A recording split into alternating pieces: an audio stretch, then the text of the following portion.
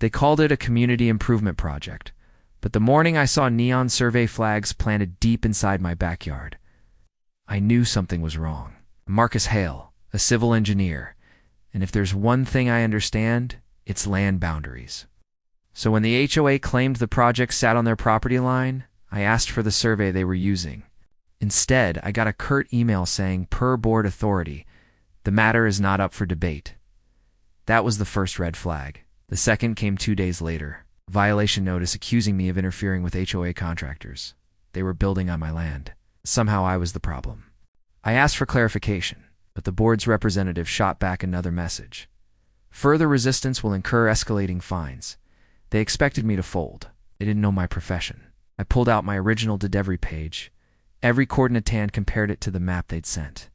Their version was edited, blurred at the corners, with a shifted boundary line that conveniently absorbed a 10-foot strip of my yard. I set up a GPS survey using my own equipment and documented everything with time-stamped photos. And every hostile email they sent went into a neat little folder labeled HOA abuse. The more evidence I gathered, the more aggressive they became. Another notice arrived, claiming they had full easement rights. That was a land I could prove it.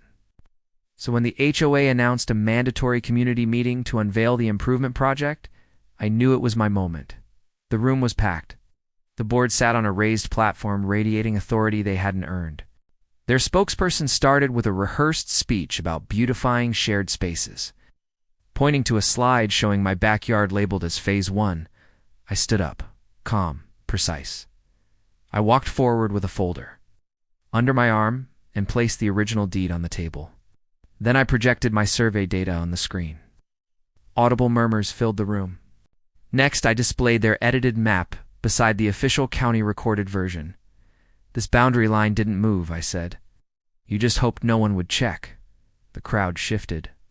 The board chair tried to interrupt, but I read aloud their own threatening emails, each one time-stamped, each one dripping with intimidation. Silence. Then anger from the homeowners, not at me, but at the board. Within minutes, the vote flipped. The project was halted.